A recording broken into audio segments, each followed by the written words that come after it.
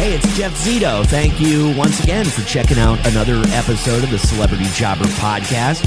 Streaming everywhere. iHeart, Apple Podcasts, Spotify, wherever you listen to podcasts. Please hit that subscribe button. Would also love a 5-star rating. If you like the podcast, also, please leave a review. You can go back in time. You can check out past guests and episodes online at celebrityjobber.com. We are consistently in the top 5 on the Apple Podcast Music Interviews chart. So thank you very much. Now, we don't necessarily just talk to musicians. We talk to all types of celebrities, some that you know more than others. We find out about their life before celebrity. They were regular people. They held regular jobs. We find out what their life was like before fame, what those jobs were, and what was it that got these people to where they are today. There must have been some kind of life-changing moment or big break. So we talk all about that. You might not know the name Mary Kutter yet, but I can guarantee you're going to know her name real quick. Actually, just today, she drops a new single called Bed of Roses. She's going to be performing at the Tortuga Festival, which is a huge multi-day country festival in Florida, and a new album that's coming out sometime in the next few months. So you're getting a little sneak peek at somebody that you're going to know all about in the very, very near future. And I got to tell you, without trying to sound like a creep here, she's kind of easy on the eyes. One of country music's rising stars, Mary Kutter, is my guest this week on Celebrity Jobber.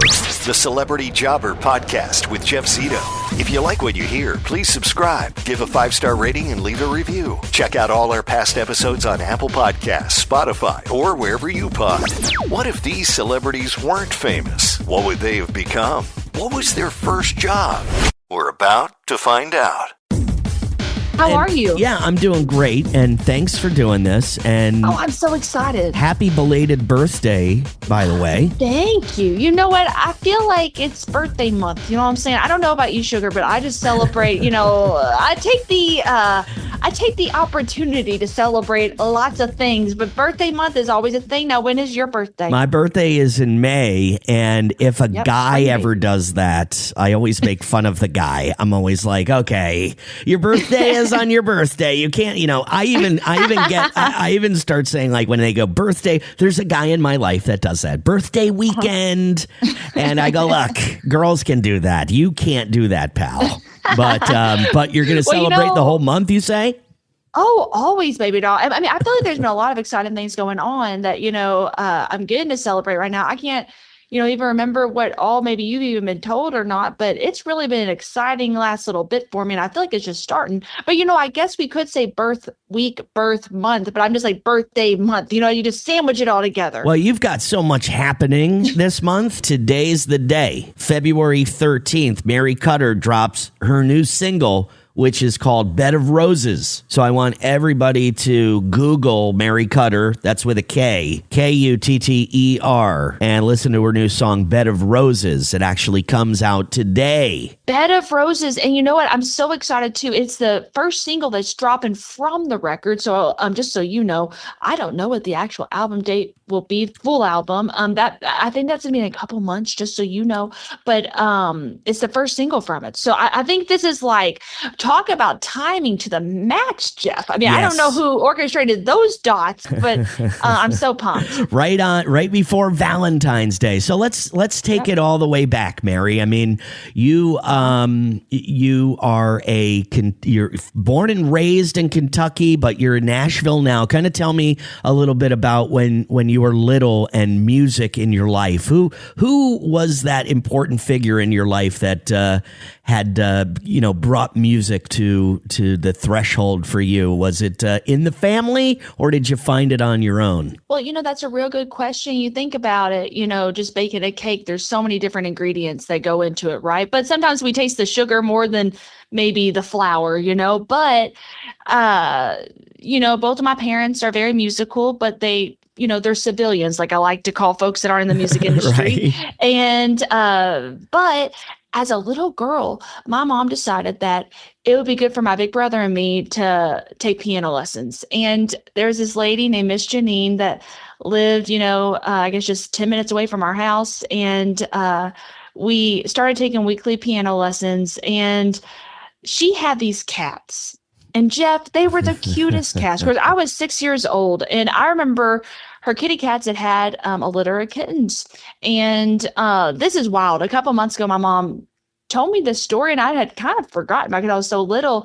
But apparently, one day, after the lesson or whatever, I was playing with the kittens, and I must have been singing to him. And Miss Janine, she was like, "Oh my gosh, I didn't know you could sing." And she's like, "Come over here." And she goes to the piano and she starts playing that old classic song, Moon River. And she was like, she taught me how to sing that song. And fast forward a couple months, she didn't tell my parents or anything about it. Just, every week for our lesson, we'd do piano stuff, but then she'd sing with me. And that year for the recital, I got up there, played something with Mozart or whatever. But then she says, "Well, y'all, we have a little special surprise today. Mary's going to sing for you." And that was the first song that I'd ever sung. And that was kind of the beginning of all the things. So if her cats had not had kittens, I don't know if, I would be doing this now, which is wow. And you said your parents are civilians. That's fun. I say the same, very similar thing. What type of business was mom and dad into?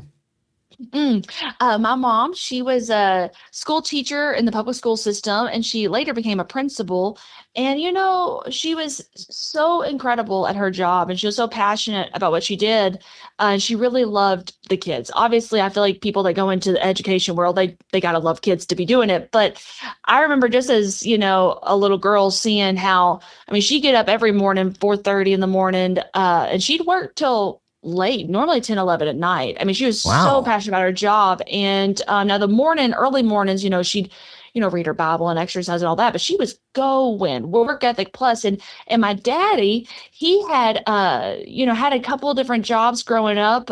He was an engineer for a while. And then later on, he ended up going into recruiting, mainly automotive companies, where he'd place people from maintenance all the way up yonder to vice presidents of companies. His people skills, my goodness, if in another life he should have been in politics. But same thing where I remember as a little girl sitting around the kitchen table, him just talking about his deals he was working on, the people he had talked to. And both of my parents were so passionate about what they got to wake up and do every day. And I think as a little kid, that just kind of leaves in your brain, and because there's so many different passions someone can have, obviously, but I knew I wanted to, if you're going to be working, you might as well be doing something you love, you know, and I got to tell you too, this is wild. So back in 2020, the world shuts down, and I'm fast forwarded a little bit, I guess, in the story, but everything in Nashville, and I was living in Nashville at that point in time,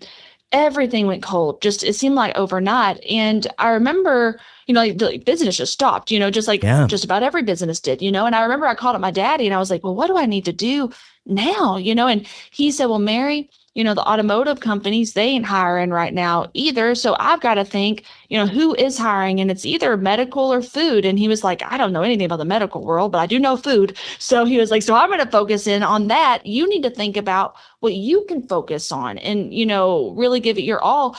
And I remember I got off the phone with them and I thought, well, I can't play shows.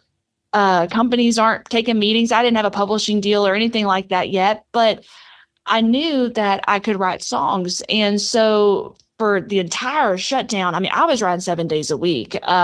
Anyone that would Zoom write with me, I literally was doing 2 sessions a day, every day, a lot of days, 3 a days.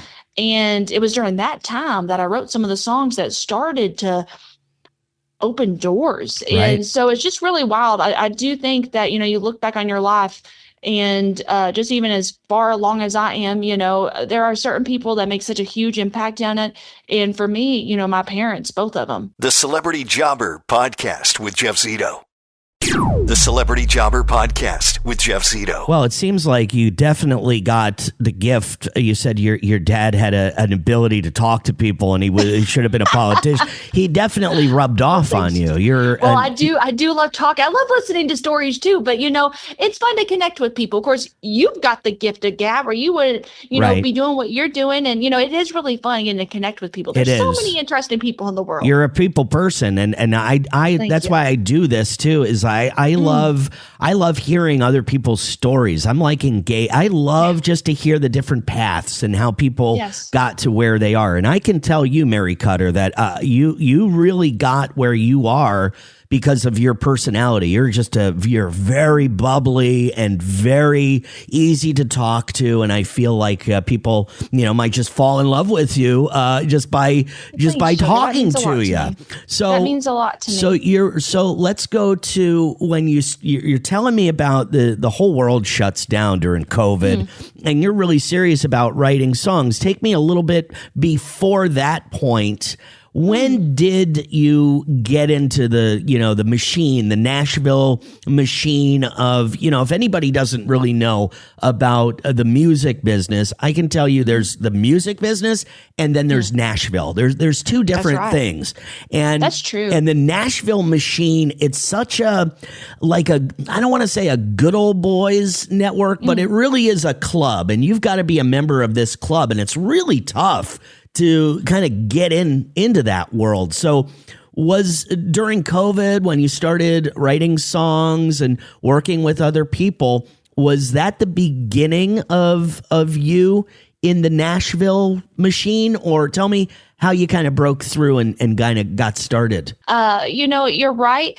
That was kind of the era where the Rotten started to kind of move the dial a little bit, but it did start before that. So I have mad respect for you, Jeff. What you do, I'll tell you what got me to Nashville was kind of in a similar world of what you swim in. You've done it obviously pro 10 out of 10, top of the heap, but whenever I got out of school, graduated high school, I did not have a clue of how the music business worked. I just knew how to sing songs. Fast forward the timeline between Miss Janine with the Kittens through high school, Right. I was singing at church and 4-H talent shows and fairs and festivals, but really anywhere they'd let me set up and play. And one show would turn into another, then another. And that's how I was making my bread and butter, Kentucky, Indiana, Tennessee, just driving places, and singing songs, mainly cover songs. Okay. Well, somewhere along the way, I kept running into this fella backstage at different events, and turned out he owned a couple radio stations and a TV station right outside Louisville, Kentucky. And we'd cross paths, shake hands, just keep on moving.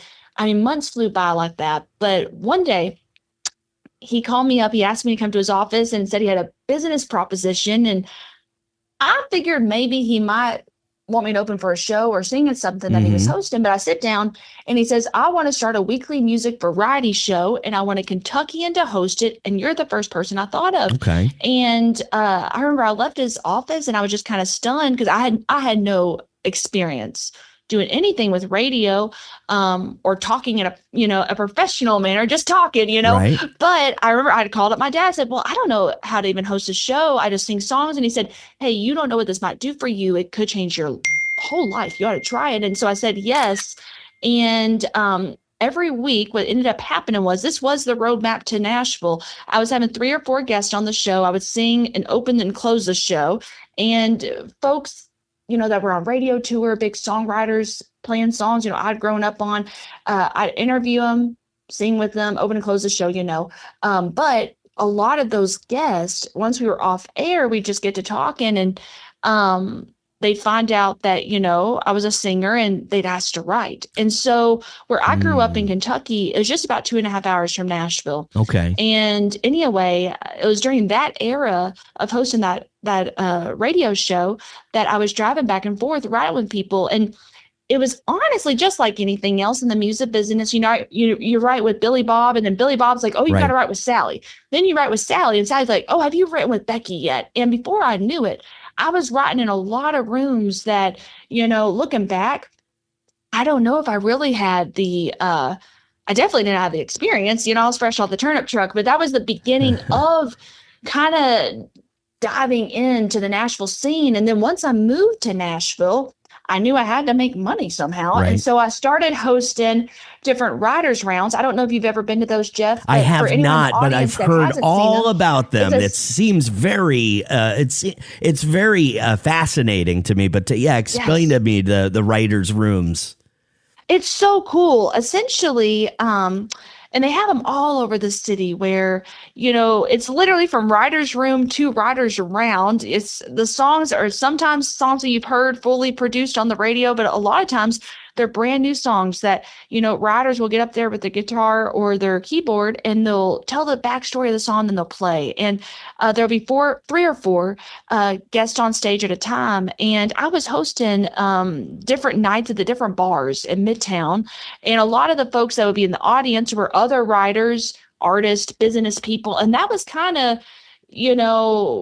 really just the way I met a lot of people. And so I was writing during the day, then hosting those shows at night, right up until the pandemic. And then, of course, the infamous phone call with my dad where he was like, yo, buckle down on what you can't control. So that's kind of how it happened for me. It's so, I mean, look, there's so many people, and I'm sure they come up to you just like they come up to me. People will say, like, how do I get into it? How do I do this? And I think you just gave such a great example of what to do. So nobody knows, right? Nobody knows what they're doing.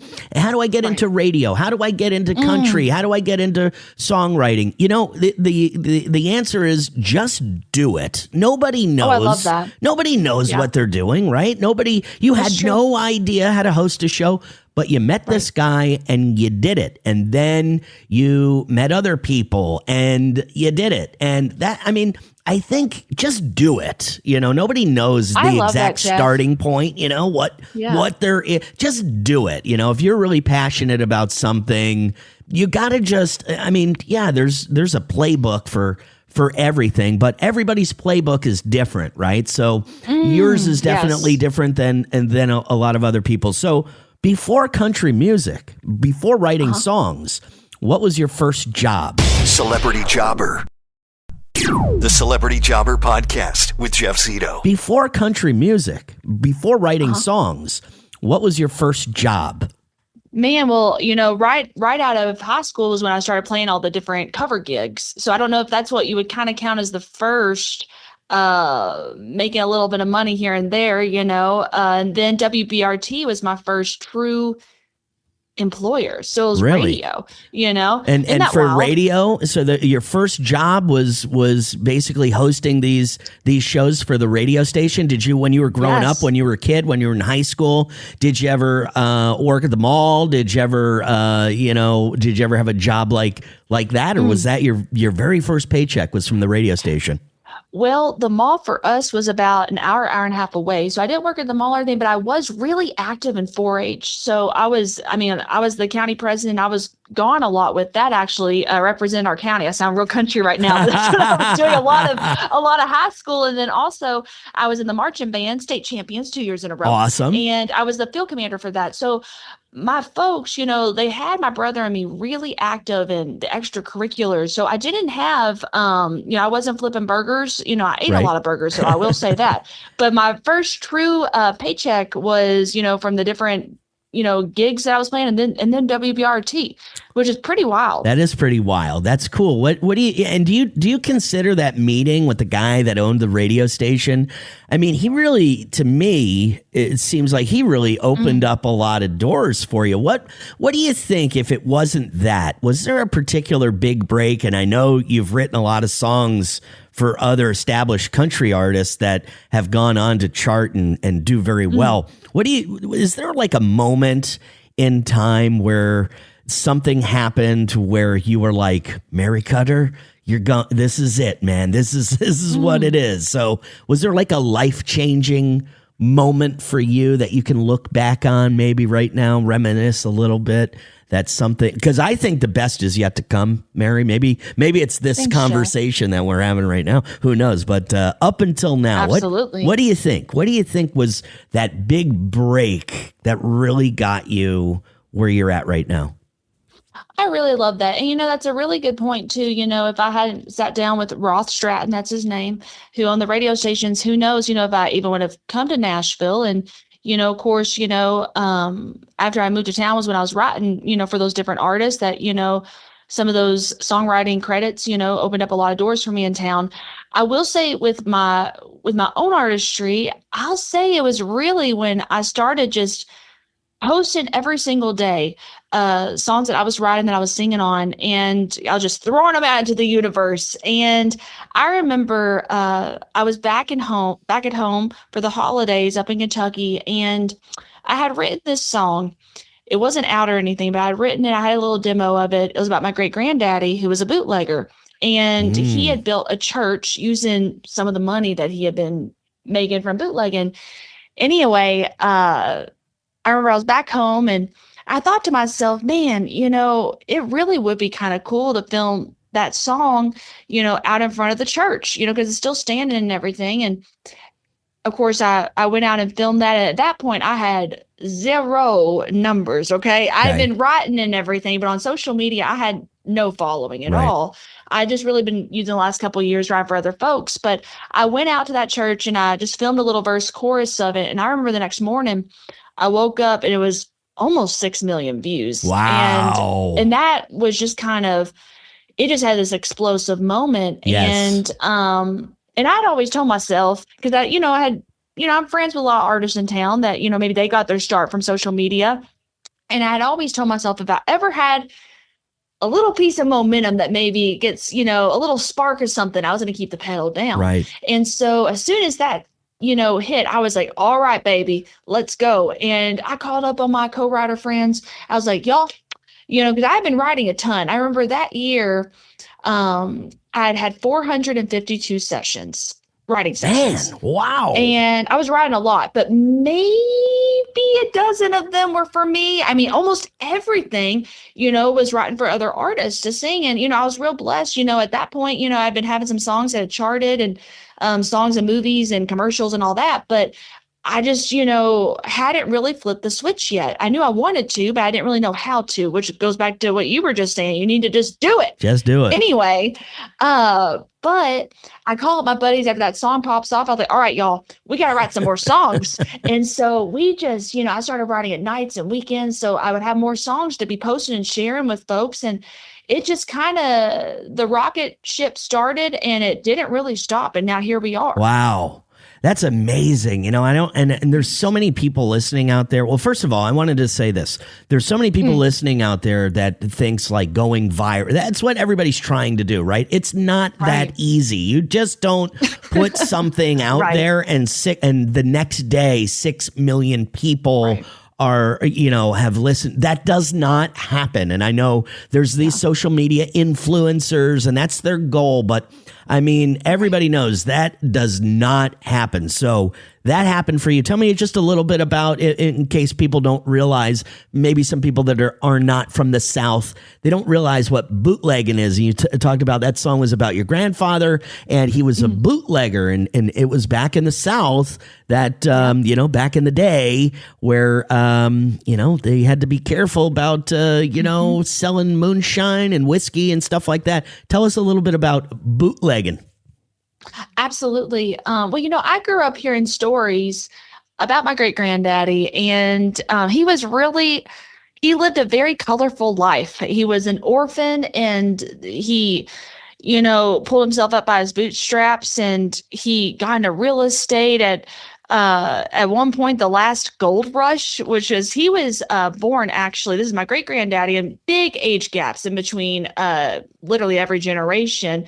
And my grandpa was his 9th out of 10th children. Oh, wow. So my great granddaddy, the last gold rush it was like 1890 something. He even went out to look for gold. So this guy was like, he was ready for some action, he was a hustler. Yeah. He was a hustler. Well, he got into bootlegging whenever Prohibition hit.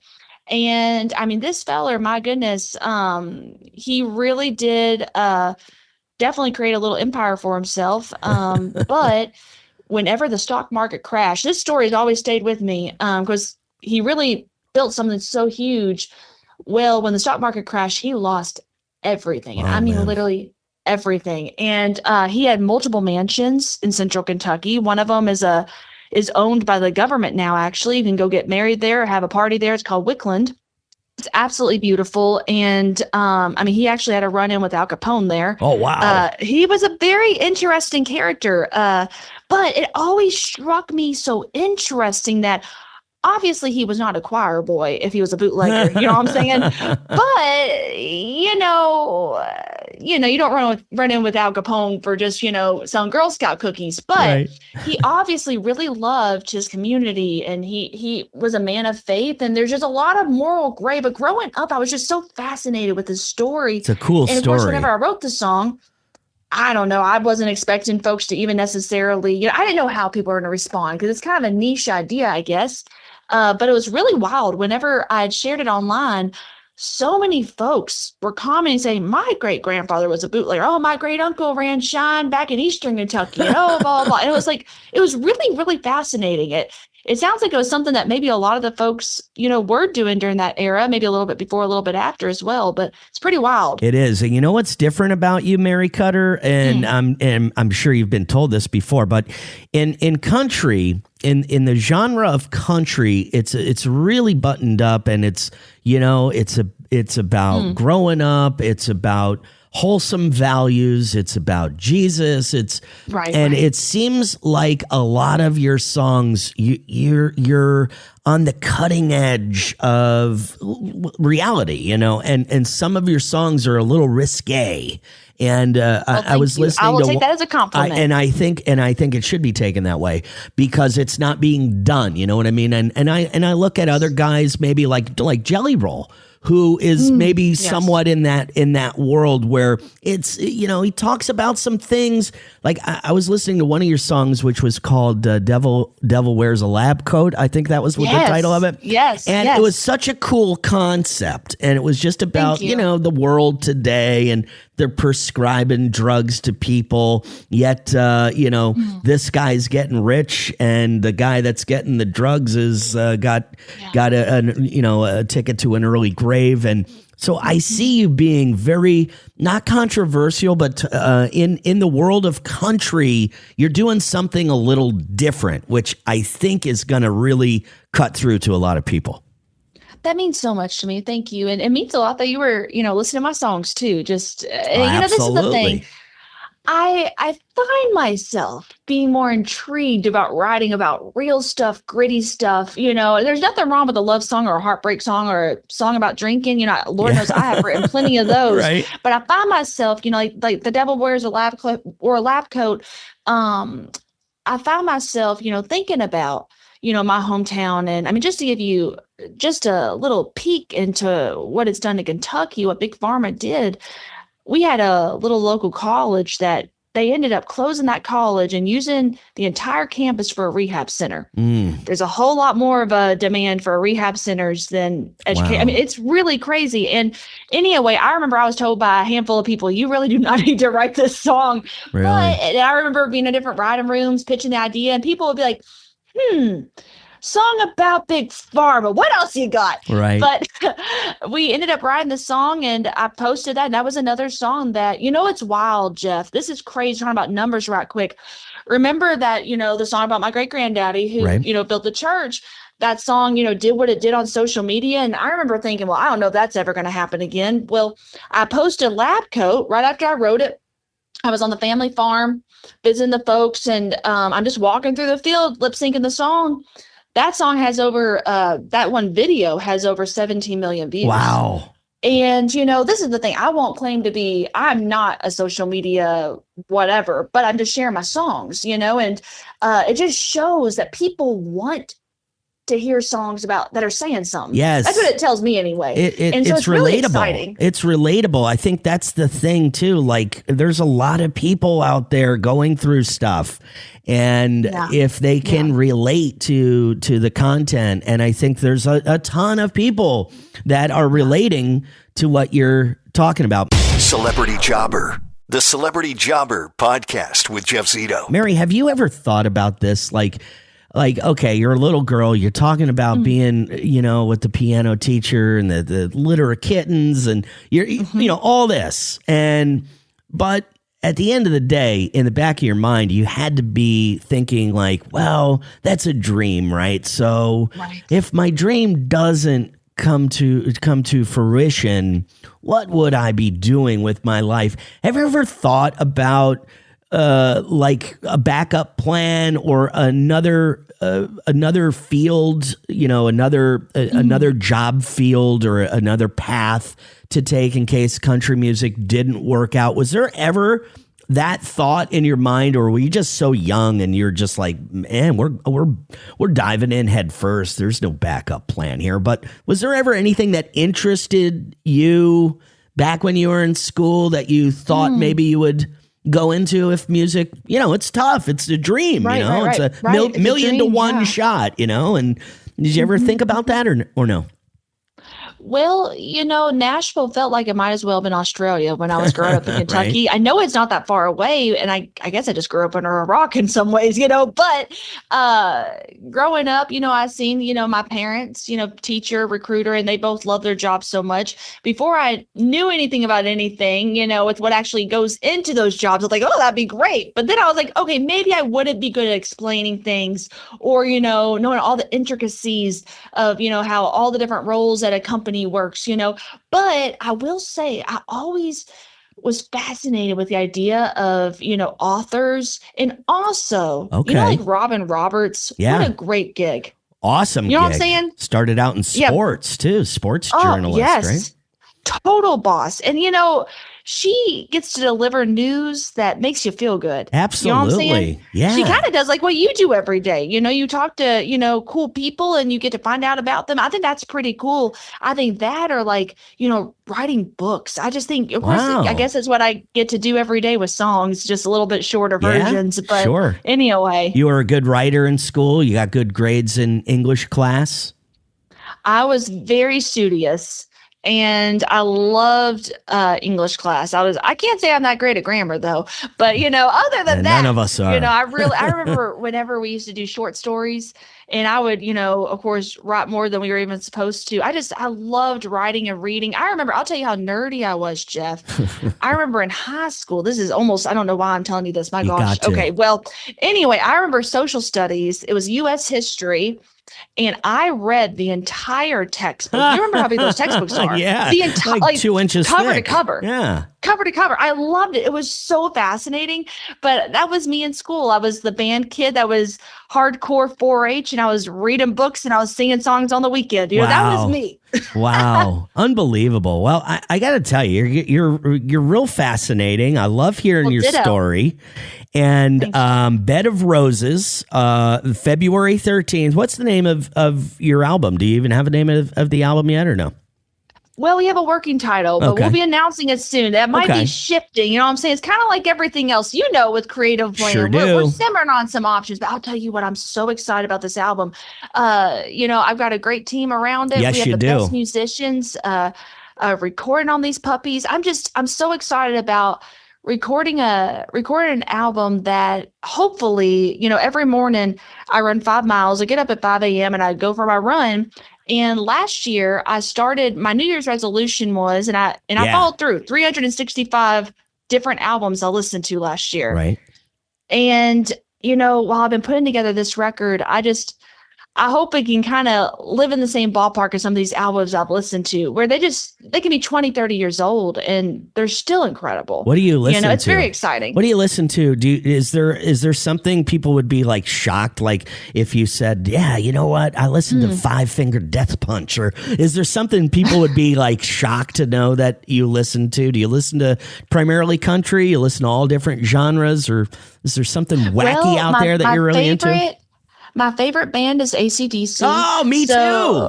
Is it really? Yeah. Oh my gosh. Have you seen them live? I just saw them live on my birthday for the very first time. We bought tickets and it was good for you. Wasn't it incredible? It was incredible. And I got the horns right here, the Angus Young devil horns right here. I'm looking at them right now. So that was the first time I saw them live, and it was by far one of the greatest shows ever. It was so great. Oh, they're phenomenal. And I guess I saw them the same month as you because your birthday's in May. I saw them last May as well. It's the day before I wrote Bed of Roses. Oh, wow. Very cool. It was my first time I'd ever seen them. They were phenomenal. They were so phenomenal. And something, I did not have great seats. I will be real with you. They were expensive. Yeah, I know. I weren't great either. Yeah. But I remember it was so fascinating to me how, and you know what I'm talking about. Every single song would start, that guitar riff would start, but everyone would know what the song was, yes. And then the crowd chanting. And I was like, I want to write a song like this.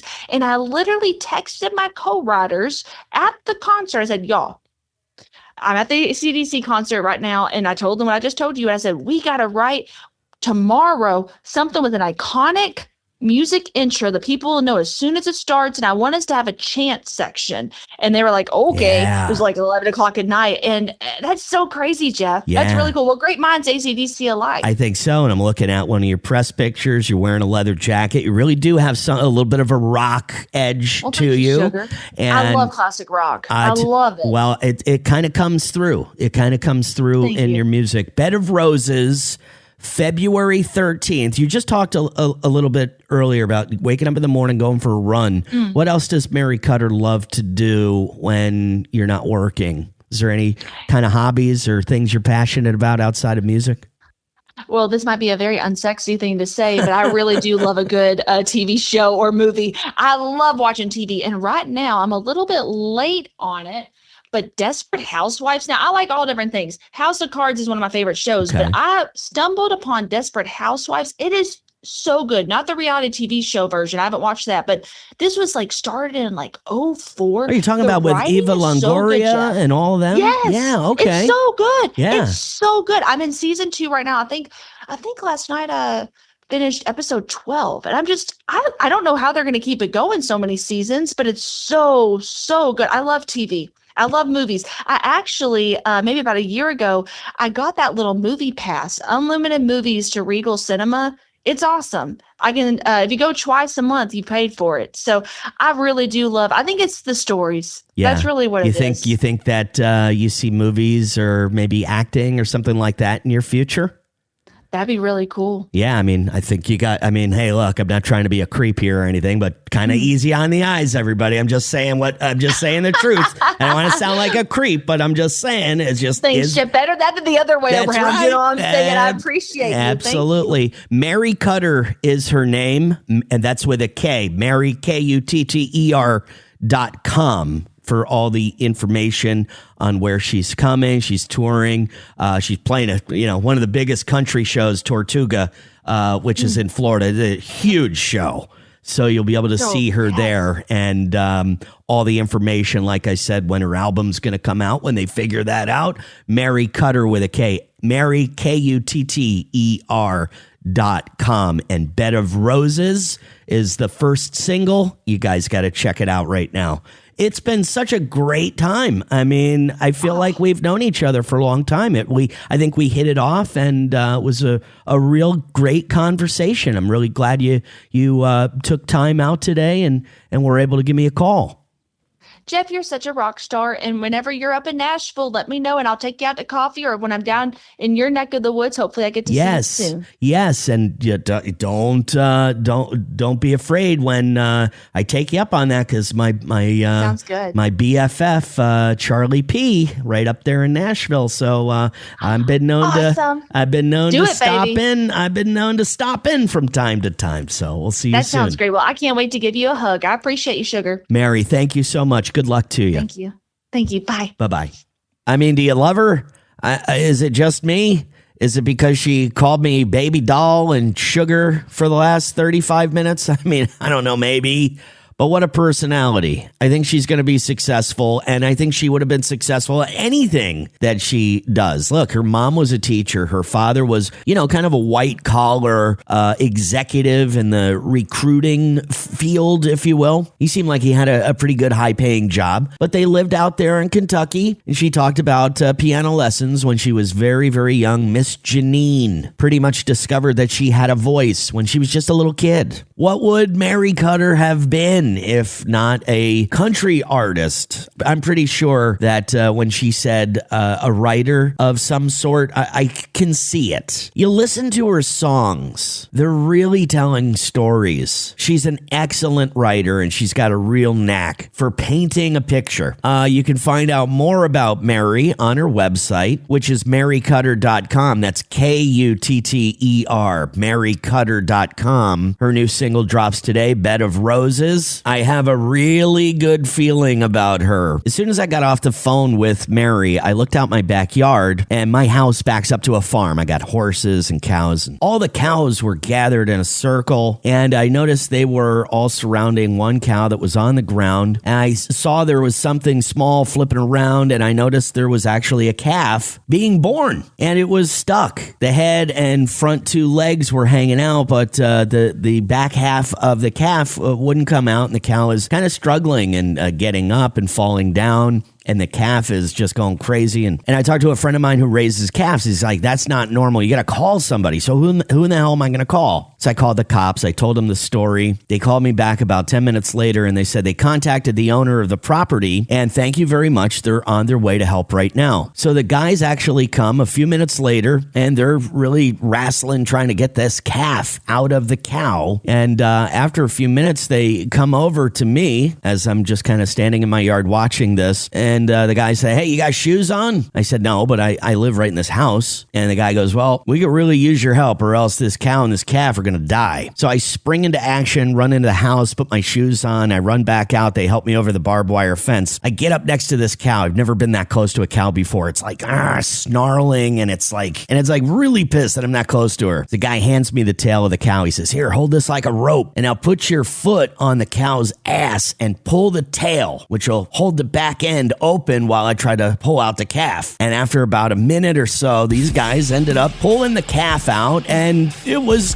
amazing. Right after I got off with Mary Kutter, I delivered a calf. And by the way, it was a girl, so maybe we'll name her Mary. Anyway, thank you so much for listening to another episode of the Celebrity Jobber Podcast. You can follow on Instagram, celebrity_jobber_podcast, or also the YouTube channel, which is youtube.com/celebrityjobber. You can also check out past guests and episodes on celebrityjobber.com, and streaming everywhere. So please subscribe. Would love a 5-star rating. And of course, please leave a review. I think Mary Kutter is going to be a star. Check out her new song, Bed of Roses, which is out now. And again, her website, which is marykutter with a K, Kutter.com. As always, I appreciate your listening. And until next week, we'll see you then right here on the Celebrity Jobber Podcast. I'm Jeff Zito.